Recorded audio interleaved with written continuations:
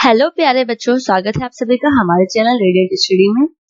आज हम जो करने जा रहे हैं वो आपकी एनडीएमसी की essay 1 की मैथ की वर्कशीट, उसको एक्सप्लेन करेंगे हम कि आपको किस तरीके से पेपर करना है। तो इसको शुरू करते हैं। सबसे पहले आप यहाँ पर अपना विद्यालय का नाम लिखेंगे। ये कक्षा 4 की वर्कशीट है आपकी essay 1 की। यहाँ पे अपना नाम लिखेंगे। आपका जो समय है वो 1 घंटा है और इसके नंबर आपको 20 मिलेंगे। तो शुरू करते हैं पहले प्रश्न से। सही विकल्प का चुनाव कीजिए। निम्नलिखित में से किस आकार की टाइल का उपयोग फर्श का पैटर्न बनाने में नहीं किया जा सकता है? तो फर्श का पैटर्न बनाने के लिए आपको कोने चाहिए होते हैं। जैसे इस तरीके की टाइल बनाओगे आप, तो एक ऐसी ही दूसरी टाइल आप ऐसे लगा दोगे इसके पीछे, तो क्या होगा, जगह भर जाएगी। फिर ऐसी ही दूसरी लगा दोगे, ऐसे ही इसमें इसके आगे ऐसी टाइल लगा दोगे आप, इसके आगे भी ऐसी टाइल लगा दोगे आप, इसी तरीके से, है ना। तो ये सब तो बन जाएगा। सर्कल में आप कैसे लगाओगे टाइल? ऐसे लगाओगे, यहाँ पे एक सर्कल बनाओगे, यहाँ पे एक सर्कल बनाओगे, यहाँ पे एक सर्कल बनाओगे, तो बीच में जगह रहने लगेगी। तो ये मुश्किल हो जाएगा इस फर्श की टाइल बनाना, इस टाइल की फर्श बनाना। अगले प्रश्न पर आते हैं। एक ईंट में कितने किनारे होते हैं? तो आपकी ईंट कुछ इस तरीके की होती है ना बच्चों। ये आपकी कुछ ईंट होती है। तो देखो आपके ये होते हैं किनारे, जो भी किनारे होते हैं। तो 1 2 3 4 4 किनारे आपके ऊपर हो जाते हैं और इस तरीके से 4 किनारे आपके नीचे हो जाते हैं। 4 और 4 8। उसके बाद एक ये किनारा हो जाता है, एक ये किनारा हो जाता है, 9 10 और ऐसे ही आपका एक ये किनारा और एक ये किनारा। तो टोटल कितने किनारे हो जाते हैं? 12। गिन लो फिर से। 1 2 3 4 5 6 7 8 9 10 11 12। अगले प्रश्न पर आते हैं। किसी इमारत की ऊंचाई मापने के लिए कौन सी इकाई उपयुक्त है? तो इमारत जो होती है वो काफी ऊंची होती है। छोटी मापते हैं तो हम सेंटीमीटर में नापते हैं, और जब बहुत ज्यादा नापते हैं, रोड वगैरह नापते हैं, तो किलोमीटर में नापते हैं। मिलीमीटर जो बहुत ज्यादा छोटा हो जाता है, बिल्कुल इतना ऐसे मान लो। तो मीटर इसके लिए सही रहेगा ऊंचाई मापने के लिए।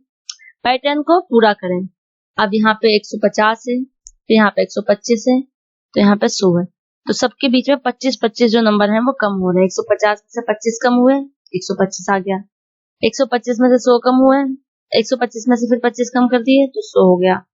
अब 100 में से 25 कम कर देंगे तो क्या आएगा, यहाँ पे आपको लिखना है, इसमें से छांटना है। 25 कम करने हैं तो आपको क्या करना है, 100 में से 25 को घटाना है। 10 में से 5 गया 5, 9 में से 2 गया 7। आगे शुरू करते हैं। गांधी जयंती और क्रिसमस के बीच दोनों दिनों को छोड़कर कुल कितने दिन होते हैं? तो गांधी जयंती हमारी होती है 2 अक्टूबर को और क्रिसमस होता है हमारा 25 दिसंबर को।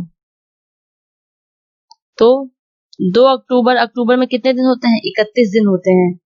तो 31 में से अगर हम 2 दिन हटा देते हैं तो हमारे अक्टूबर के बचे 29 दिन। ठीक है। फिर आता है अक्टूबर के बाद नवंबर के जोड़ेंगे हम 30 दिन।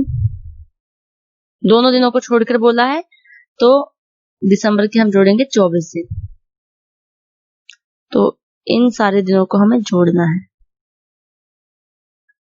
तो इनको जोड़ो, कितना आएगा? 9 और 4 13 का 3 और 3 4 5 6 7 और 1 8। आ जाएगा आपका प्रश्न, आपका उत्तर। अब आते हैं अगले प्रश्न पर। इन तीनों को जोड़ के आप उत्तर लिख लेंगे। दीवार में जाली पैटर्न दीवार के पार देखने के लिए बनाया जाता था। तो बच्चों, दीवार में जाली पैटर्न दीवार के पार देखने के लिए बनाया जाता था। तो देखो, दीवार में जाली पैटर्न बनाया जाता था ताकि हम दीवार में हवा, अपने अंदर हवा भी आ सके, हम बाहर भी देख सकें। तो हर काम के लिए होता था। तो हम इसमें लिख देंगे सत्य है या असत्य है। एक लीप वर्ष में फरवरी में 28 दिन होते हैं। तो बच्चों, लीप वर्ष हर 4 साल बाद होता है। बाकी 3 सालों में तो 28 दिन होते हैं, लेकिन लीप वर्ष में क्या होता है, हमारा फरवरी में 1 दिन बढ़ जाता है। तो ये देखो असत्य हो गया है यहाँ पे। 1 लीटर 250 मिलीलीटर का 4 गुना भी है। तो देखो 1 लीटर में कितने मिलीलीटर होते हैं? 1000। ठीक है। तो 1000 250 का 4 गुना होता है। 250 का 2 गुना 500 और 500 का 2 गुना 1000। तो ये 4 गुना हो गया है। ये सबसे छोटी 3 अंक की संख्या 999 है। तो 999 सबसे छोटी थोड़ी ना है, तो सबसे बड़ी हो गई संख्या। सबसे छोटी तो होती है 100। 2 किलो लोहे का बाट 2 किलोग्राम का कपास से भारी होता है, तो 2 ग्राम कपास से बाहर होता है। तो यहाँ 2 ग्राम लिखा है और यहाँ 2 किलो लिखा है, तो किलो तो भारी होगा ना, ग्राम हल्का होगा, है ना। तो ये भारी हो गया, सही है। अब आते हैं बच्चों अगले क्वेश्चन पे। निम्नलिखित प्रश्नों के उत्तर दीजिए। यदि 1 मिनट की सुई 5 से शुरू होती है तो 5 पर वापस लौटने में उसे कितने मिनट लगेंगे? तो देखो, मान लिया हमारी ये घड़ी है, जिसे घड़ी दे रखी है, 5 पर है, 1 मिनट की सुई, यहाँ पर तो घंटे की है। तो देखो 5 5 5 5 5 5 करते हुए से पूरा 1 घंटा लग जाएगा। 1 घंटे में कितने मिनट होते हैं, यहाँ पे आप लिख देंगे। दोपहर 3:25 को 24 घंटे की घड़ी प्रारूप में लिखें। अब दोपहर के 3:25 है, एक सुबह के 3:25 होते हैं। तो जो 24 घंटे की घड़ी में दोपहर के 12 बजे के बाद 13, 14, 15 ये सब बजने लगते हैं, और 12 घंटे की घड़ी में 1, 2, 3 बजते हैं। तो 3:25 हो जाएगा। 12 के बाद क्या आएगा यहाँ पे 24 घंटे में 13, फिर 14 और फिर 15, यानी कि 15:25 हो जाएगा 24 घंटे के प्रारूप में। किसी मेज का शीर्ष दृश्य ऊपर से देखने पर बना है, तो मेज ऊपर से देखने में कैसे लगेगी? सिर्फ ऐसी लगेगी, क्योंकि उसका पैर वैर तो दिखेंगे नहीं नीचे के। 550 रुपए में 50-50 रुपए के कितने नोट होंगे? तो 550 रुपए में 50 का नोट निकालने के लिए इसको सिंपल 50 से हम भाग दे देंगे। 0 से 0 गया, 5 से भाग देंगे 55 को, 5 कम 5 और 5 कम 5, उत्तर आ गया। घड़ी में दिखाए गए समय को लिखिए। तो घड़ी में देखो समय है, छोटी सुई जो है वो 4 से निकल चुकी है, 5 पे पहुंचने वाली है, तो अभी समय 4 ही हो रहा होगा। और ये मिनट की सुई 8 पे है, तो 8 की 5 से गुणा कर देंगे। 8 पंजे कितना होता है? 8 पंजे 40, तो यहाँ पे 40 लिख लेंगे। 4:40 हो जाएगा। चित्रात्मक प्रश्न पे आते हैं। निम्नलिखित मापों को ध्यान से देखो और दिए गए प्रश्नों के उत्तर देखो। ये आपको स्केल दे रखा है, ठीक है, और यहाँ पेंसिल दे रखी है, लेकिन आपको दिक्कत क्या है, पेंसिल कोई शुरुआत से दे रखी है, कोई अलग से दे रखी है।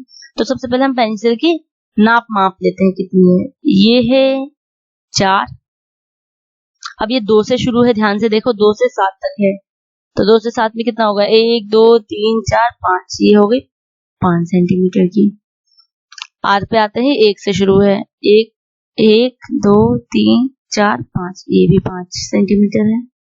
और ये वाली 2 से शुरू है, 1 2 3 4 5 6, तो ये 6 सेंटीमीटर है। तो हमें पेंसिलों की माप पता लग गई है कितनी है। तो सबसे छोटी पेंसिल कौन है, देख के बता दो, सबसे छोटी सेंटीमीटर किसका है। सबसे लंबी पेंसिल की लंबाई कितनी है, तो सबसे लंबी पेंसिल की लंबाई कितनी है वो लिखेंगे यहाँ पे। कौन सी 2 पेंसिल समान लंबाई की है, तो कौन सी 2 पेंसिल है समान लंबाई की, वो भी लिखना है। तो पेंसिल नाम लिखना है, पेंसिल आर, पेंसिल क्यू। अब आते हैं अगले प्रश्न पर। ये सबसे छोटी पेंसिल कौन है, तो यहाँ पे सबसे छोटी पेंसिल लिखना है इसका नाम। सबसे बड़ी पेंसिल की भी लंबाई लिखनी है, लंबाई कितनी है। अगले प्रश्न पर आते हैं। यदि कोई व्यक्ति एक दिन में 75 रुपए कमाता है, तो एक हफ्ते में कितने रुपए कमाएगा? तो एक हफ्ते में कितने दिन होते हैं, एक सप्ताह में 7 दिन। एक दिन में कितने कमाता है? 75। तो आपको साधारण सा इसका 75 की 7 से गुणा करके यहाँ पे उत्तर लिखते हैं, ठीक है। किसी भी 2 गतिविधियों को लिखे जिन्हें आप लगभग 1 घंटे में पूरा कर सकते हैं। तो आप 1 घंटे में क्या क्या कर सकते हैं? 1 घंटे में आप खाना खा सकते हैं, 1 घंटे में आप नहा सकते हैं, 1 घंटे में आप होमवर्क पूरा कर सकते हैं, 1 घंटे में आप एक सीरियल देख सकते हैं, कार्टून देख सकते हैं। तो कोई भी 2 चीजें आप लिख दो जिन्हें आप 1 घंटे में पूरा कर सकते हैं। तो बच्चों, आज का ये जो एस्से 1 का आपका एक्सप्लेनेशन था, ये समाप्त हो गया है। तो वीडियो आपको कैसा लगा जरूर बताइएगा। अगर ये वीडियो आपको पसंद आया है, हेल्पफुल लगा है, तो अपने दोस्तों के साथ इसे शेयर कीजिए, लाइक कीजिए और हमारे चैनल रेडियंट स्टडी को सब्सक्राइब कीजिए। थैंक यू बच्चों।